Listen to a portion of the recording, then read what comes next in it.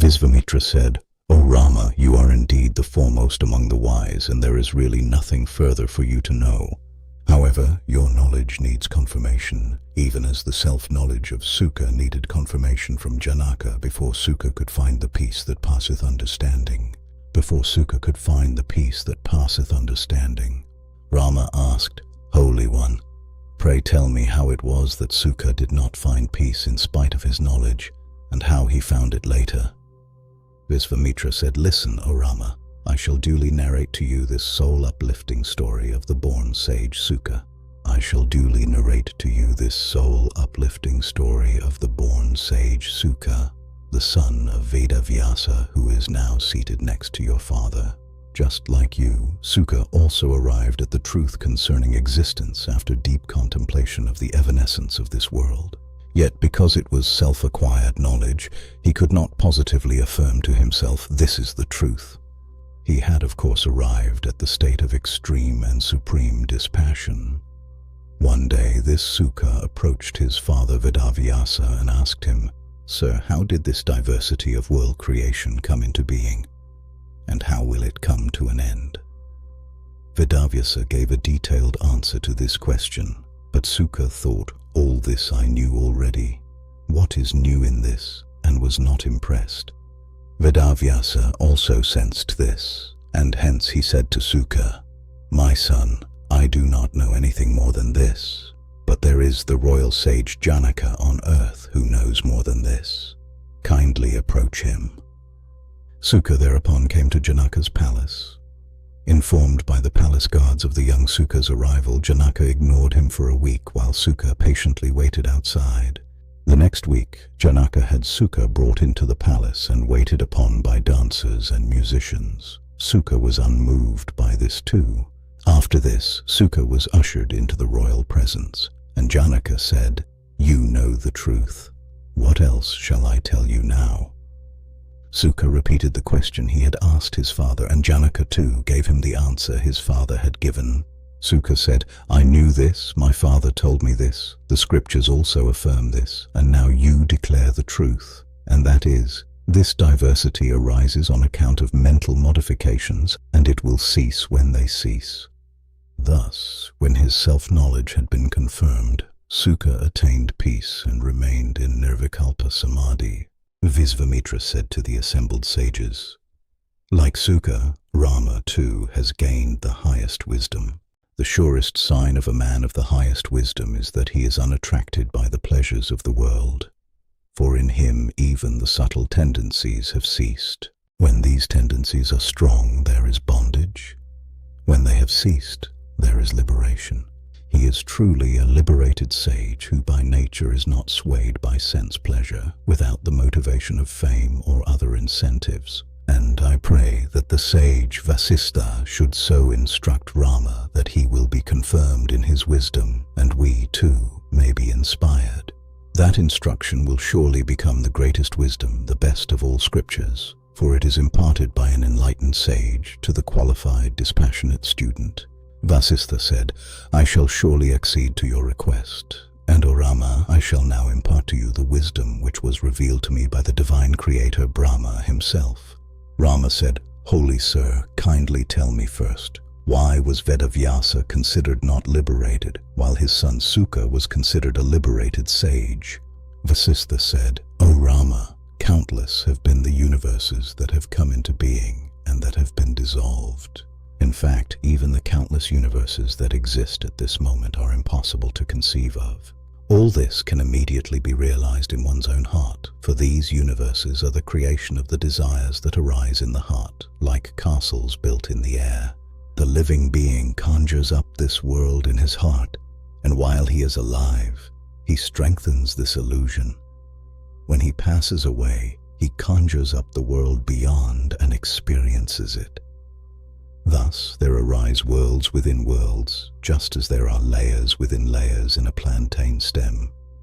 Neither the world of matter nor the modes of creation are truly real, yet the living and the dead think and feel they are real. Ignorance of this truth keeps up the appearance. O Rama, in this cosmic ocean of existence, beings arise here and there who are equal to others, and others who are different from yet others. This Vedavyasa is the 23rd in this stream of creation. He and other sages will attain embodiment and disembodiment again and again. In some they will be equal to others, and in others unequal. In this embodiment, Vedavyasa is indeed a liberated sage. Such liberated sages also are embodied countless times, and they assume relations with others. And sometimes they are equal to others, and sometimes unequal in their learning, behavior, etc. Vasistha continued, O Rama, even as, whether there are waves or no waves, water remains water. Even so, whatever be the external appearance of the liberated sage, his wisdom remains unchanged. The difference is only in the eyes of the ignorant spectator. Therefore, O Rama, listen to what I am about to say. This instruction is sure to remove the darkness of ignorance. In this world, whatever is gained only by self-effort.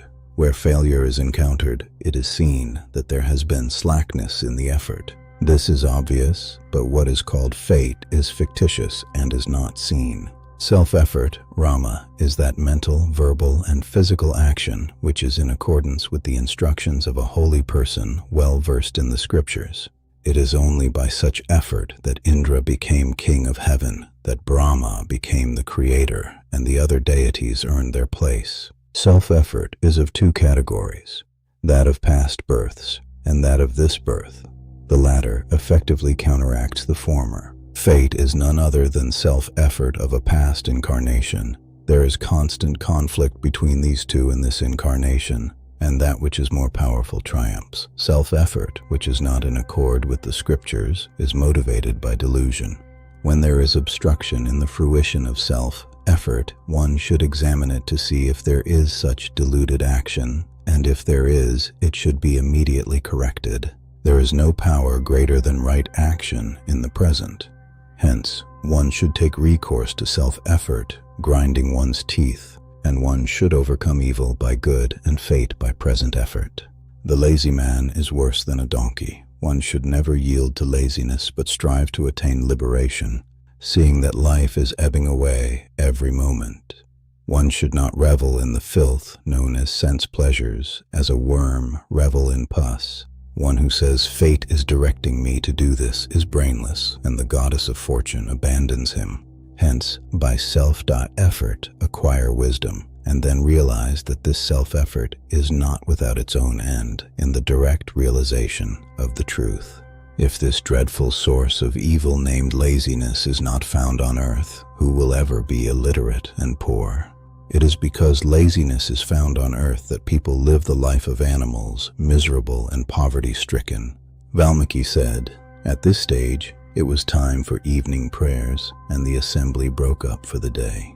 Vasistha began the second day's discourse. As is the effort, so is the fruit, O Rama. This is the meaning of self-effort, and it is also known as fate divine.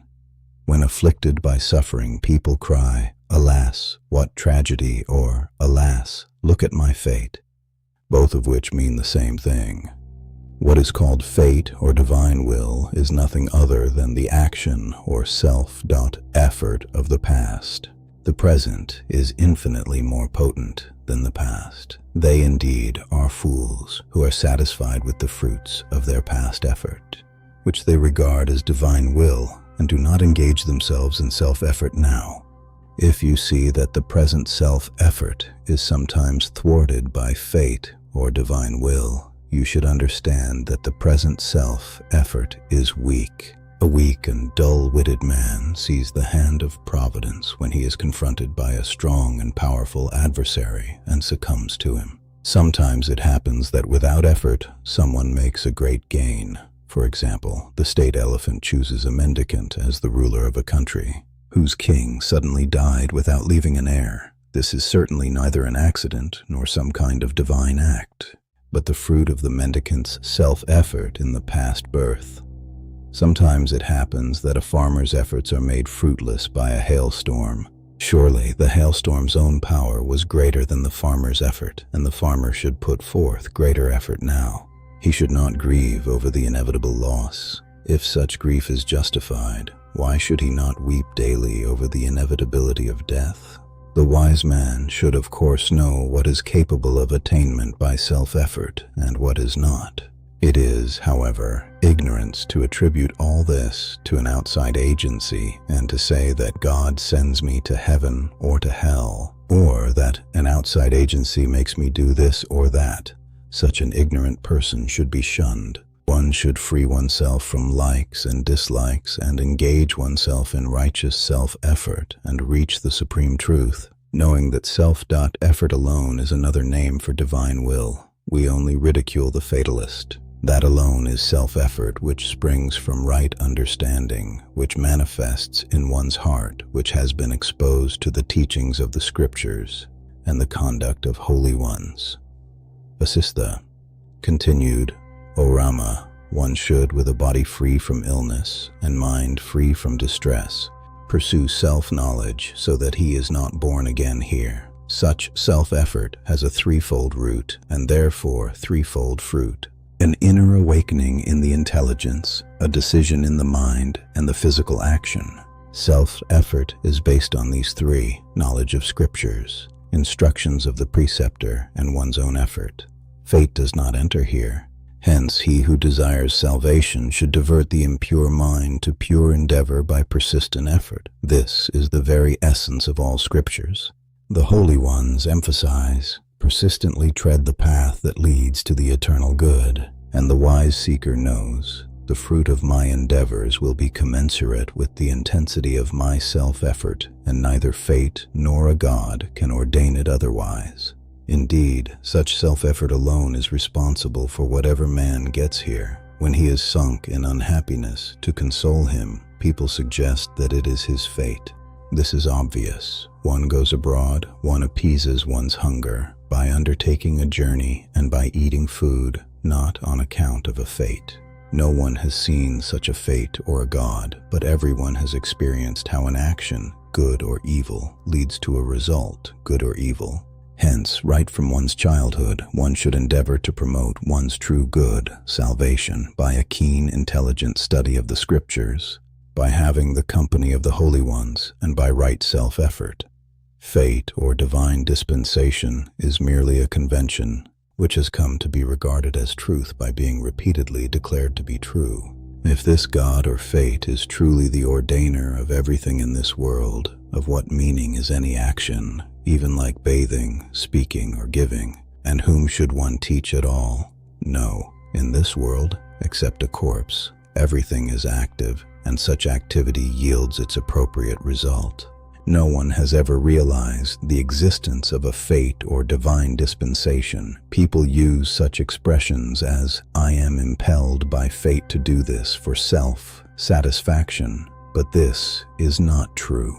For example, if an astrologer predicts that a young man would become a great scholar, does that young man become a scholar without study? No. Then, why do we believe in divine dispensation? Rama, this sage Visvamitra, became a Brahma, is by self-bought effort. All of us have attained self-knowledge by self-effort alone. Hence, renounce fatalism and apply yourself to self-effort. Rama asked, Lord, you are indeed the knower of truth. Pray, tell me, what do people really call God, fate, or Daivam? Vasistha replied, the fruition of self-effort by which one experiences the good and evil results of past action is called fate or daivam by people. People also regard that as fate or daivam, which characterizes the good and evil nature of such results. When you see that this plant grows out of this seed, it is regarded as an act of this daivam. But I feel that fate is nothing but the culmination of one's own action.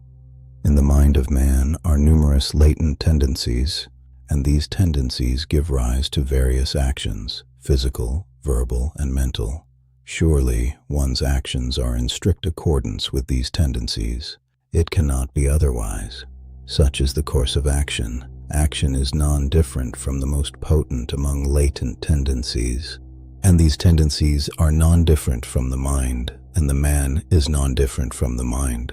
one cannot definitely determine whether categories like mind, latent tendencies, action and fate, daivam, are real or unreal. Hence, the men of wisdom have alluded to them symbolically. Rama asked again, "Holy Sir, if the latent tendencies brought forward from the previous birth impel me to act in the present, where is freedom of action?" Vasistha said, "Rama, the tendencies brought forward from past incarnations are of two kinds, pure and impure. The pure ones lead you towards liberation, and the impure ones invite trouble. You are indeed consciousness itself, not inert physical matter. You are not impelled to action by anything other than yourself. Hence you are free to strengthen the pure latent tendencies. The impure ones have to be abandoned gradually and the mind turned away from them little by little, lest there should be violent reaction. By encouraging the good tendencies to act repeatedly, strengthen them. The impure ones will weaken by disuse. You will soon become absorbed in the expression of the good tendencies in good actions. When thus you have overcome the force of the evil tendencies, then you will have to abandon even the good ones. You will then experience the supreme truth with the intelligence that rises from the good tendencies." Vasistha continued, "The cosmic order that people refer to as fate, daivam or niyati, and which ensures that every effort is blessed, is based on omnipresent and omnipotent omniscience, known as Brahman. By self-effort, therefore, restrain the senses and the mind, and with a mind that is one-pointed calmly, listen to what I am going to say. This narrative deals with liberation. Listening to it with other wise seekers, you will realize that supreme being where there is no sorrow nor destruction. This was revealed to me by the Creator Brahma himself in a previous age. Rama, the cosmic being, shines eternally. When a vibration arises in that cosmic being, Lord Vishnu is born, even as a wave arises when the surface of the ocean is agitated. From that Vishnu, Brahma, the Creator, was born. Brahma began to create the countless varieties of animate and inanimate beings, and the universe was as it was before the cosmic dissolution. The Creator saw that all living beings were subject to disease and death. In his heart there arose compassion, and he sought to lay down a path that might lead living beings away from all this. He thereupon instituted centers of pilgrimage and noble virtues like austerity, charity, truthfulness, and righteous conduct. But these were inadequate. They could bestow only temporary relief from suffering and not final liberation. Reflecting thus, the Creator brought me into being. He drew me to himself and drew the veil of ignorance over my heart. Instantly I forgot my identity and my self-nature. I was miserable. I begged of Brahma, my own father, to show me the way. Sunk in my misery, I was unable and unwilling to do anything, and I remained lazy and inactive. In response to my prayer, my father revealed to me the true knowledge which instantly dispelled the veil of ignorance. The Creator then said to me, "My son, I veiled the knowledge so that you may experience its glory and help others. Rama, equipped with this knowledge, I am here and I will continue to be here till the end of creation. Even so, in every age, the Creator wills several sages and myself for the spiritual enlightenment of all. Brahma also creates kings. These kings, however, are soon corrupted by lust for power and pleasure. To remove their ignorance, the sages used to impart spiritual wisdom to them. Hence it was known as Raja Vidya. The highest form of dispassion has arisen in your heart, O Rama, and it is superior to disgust. Such dispassion is surely due to the grace of God. This grace meets the maturity of discrimination. As long as the highest wisdom does not dawn in the heart, the person revolves in this wheel of birth and death. Pray, listen to my exposition. This wisdom destroys the forest of ignorance where one undergoes confusion. One should approach an enlightened teacher and by asking the right question with the right attitude, elicit the teaching. The fool asks irrelevant questions irreverently, and the greater fool is he who spurns the sage's wisdom. O Rama, you are indeed the best among all seekers, for you have duly reflected over the truth. Indeed, one should positively strive to enthrone wisdom in one's heart, for the mind is unsteady like a monkey.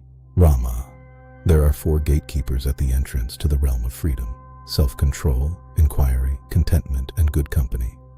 The wise seeker should diligently cultivate the friendship of these, or at least one of them.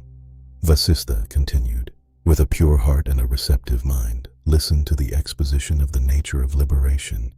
If this deadly serpent known as ignorant life is not overcome here and now, it gives rise to interminable suffering. O Rama, if you thus overcome the sorrow of repetitive history, samsara, you will live here on earth like a god. When delusion is gone and the truth is realized, when the mind is at peace and the heart leaps to the supreme truth, when thus the truth has been seen in the heart, then this very world becomes an abode of bliss. Such a person has nothing to acquire, nor anything to shun. He is untainted by the defects of life, untouched by its sorrow. His mind has given up its restlessness, and he rests in the bliss that is his essential nature. Such bliss is possible only by self-knowledge. Hence, one should apply oneself constantly to self-knowledge. This alone is one's duty. He who disregards holy scriptures does not attain self-knowledge. One should devoutly listen to this scripture. Vasistha continued, in order to cross this formidable ocean of samsara, one should resort to that which is eternal and unchanging. He alone is the best among men, O Rama, whose mind rests in the eternal and is, therefore, fully self-controlled and at peace. He sees that pleasure and pain chase and cancel each other, and in that wisdom there is self-control and peace. He who does not see these sleeps in a burning house. He who gains the wisdom of the eternal is freed. One may doubt whether such unchanging truth exists. Seeking the eternal will soften the pain caused by the changes in life. The eternal is not attained by rites and rituals, nor by wealth.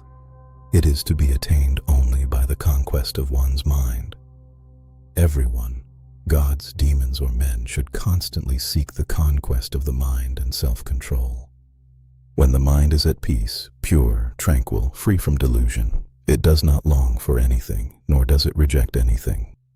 This is self-control or conquest of mind, one of the 4 gatekeepers to liberation.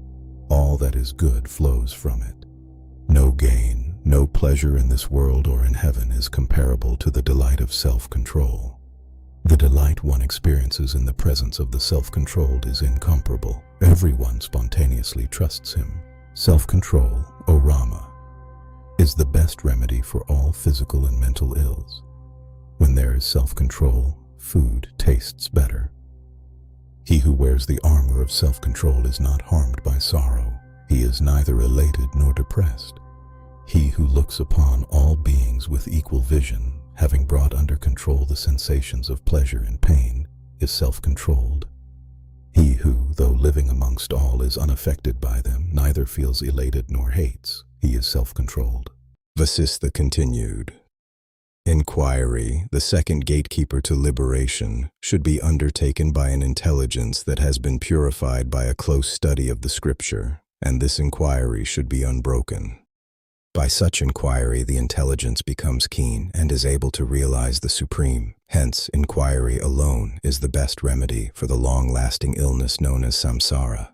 The wise man regards strength, intellect, efficiency, and timely action as the fruits of inquiry. Indeed, kingdom, prosperity, enjoyment, as well as final liberation, are all the fruits of inquiry. The spirit of inquiry protects one from the calamities that befall the unthinking fool. When the mind has been rendered dull by the absence of inquiry, even the cool rays of the moon turn into deadly weapons, and the childish imagination throws up a goblin in every dark spot. Hence, the non-inquiring fool is really a storehouse of sorrow. It is the absence of inquiry that gives rise to actions that are harmful to oneself and to others, and to numerous psychosomatic illnesses. Therefore, one should avoid the company of such unthinking people. They in whom the spirit of inquiry is ever awake illumine the world, enlighten all who come into contact with them. Dispel the ghosts created by an ignorant mind, and realize the falsity of sense pleasures and their objects. O Rama, in the light of inquiry there is realization of the eternal and unchanging reality. This is the supreme. With it one does not long for any other gain, nor does one spurn anything. He is free from delusion, attachment. He is not inactive, nor does he get drowned in action. He lives and functions in this world, and at the end of a natural lifespan, he reaches the blissful state of total freedom. The eye of spiritual inquiry does not lose its sight even in the midst of all activities. He who does not have this eye is indeed to be pitied. It is better to be born as a frog in the mud, a worm in dung, a snake in a hole, but not to be without this eye. What is inquiry? To inquire thus, and who am I? How has this evil of samsara come into being? Is true inquiry. Knowledge of truth arises from such inquiry. From such knowledge there follows tranquility in oneself, and then there arises the supreme peace that passeth understanding. And the ending of all sorrow, vikara or inquiry, is not reasoning nor analysis. It is directly looking into oneself. Vasistha continued, contentment is another gatekeeper to liberation. He who has quaffed the nectar of contentment does not relish craving for sense pleasures. No delight in this world is as sweet as contentment, which destroys all sins. What is contentment? To renounce all craving for what is not obtained unsought, and to be satisfied with what comes unsought, without being elated or depressed even by them. This is contentment. As long as one is not satisfied in the self, he will be subjected to sorrow. With the rise of contentment, the purity of one's heart blooms. The contented man who possesses nothing owns the world. Satsanga, company of the wise, holy, and enlightened persons, is yet another gatekeeper to liberation. Satsanga enlarges one's intelligence, destroys one's ignorance, and one's psychological distress. Whatever be the cost, however difficult it may be, whatever obstacles may stand in its way, satsanga should never be neglected. For satsanga alone is one's light on the path of life. Satsanga is indeed superior to all other forms of religious practice like charity, austerity, pilgrimage, and the performance of religious rites. One should by every means in one's power adore and serve the holy men who have realized the truth and in whose heart the darkness of ignorance has been dispelled. They who, on the other hand, treat such holy men disrespectfully surely invite great suffering. These four, contentment, satsanga, the spirit of inquiry, and self-control, are the four surest means by which they who are drowning in this ocean of samsara can be saved. Contentment is the supreme gain. Satsanga is the best companion. The spirit of inquiry itself is the greatest wisdom, and self-control is supreme happiness. If you are unable to resort to all these four, then practice one. By the diligent practice of one of these, the others will also be found in you. Until you tame the wild elephant of your mind with the help of these noble qualities, you cannot have progress towards the supreme, even if you become a god, demigod, or a tree. Therefore, O Rama, strive by all means to cultivate these noble qualities. Vasistha said, he who is endowed with the qualities that I have enumerated thus far is qualified to listen to what I am about to reveal. You are indeed such a qualified person, O Rama. Only he would wish to hear this who is ripe for liberation. But this revelation is capable of leading one to liberation even if one does not desire it. As when the truth that a rope is seen, and the fear generated by the misunderstanding that it is a snake disappears, the study of this scripture frees one from sorrow. This scripture consists of 32,000 couplets.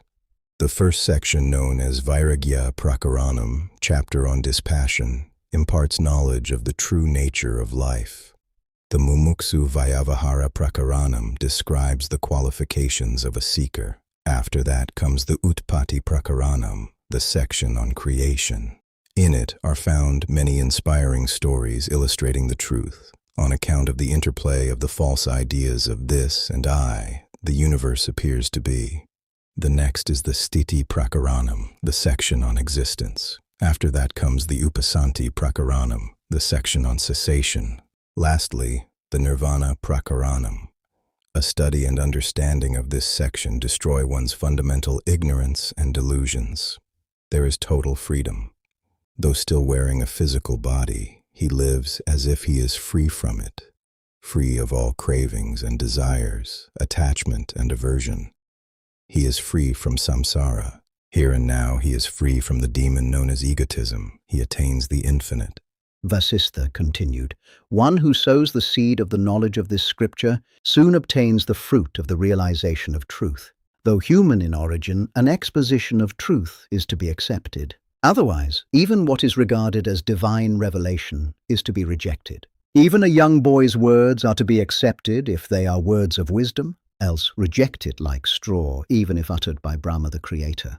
He who listens to and reflects upon the exposition of this scripture enjoys unfathomable wisdom, firm conviction, and unperturbable coolness of spirit. Soon he becomes a liberated sage whose glory is indescribable.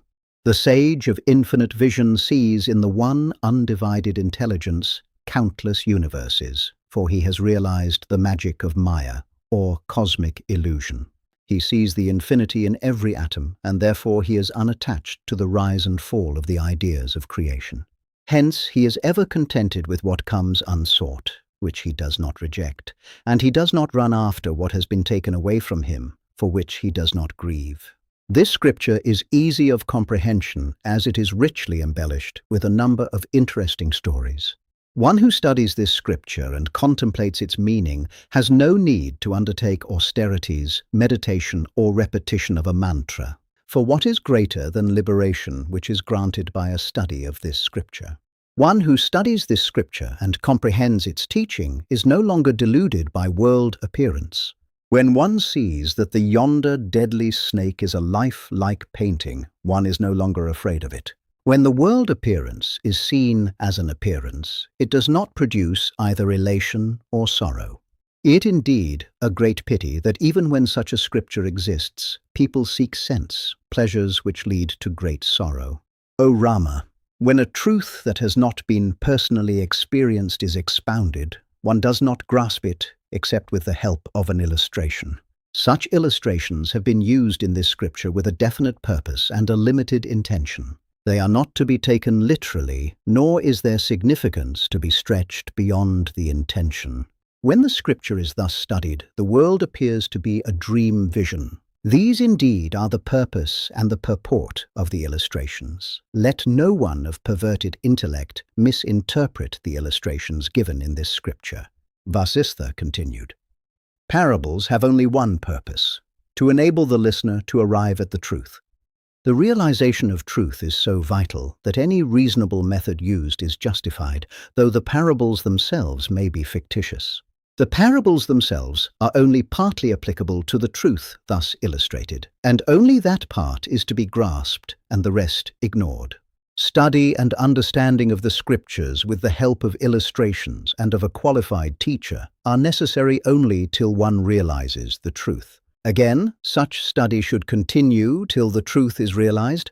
One should not stop short of complete enlightenment. A little knowledge of the scripture results in confusion, worse confounded. Non-recognition of the existence of supreme peace in the heart and assumption of the reality of imaginary factors are both born of imperfect knowledge and the consequent perverted logic.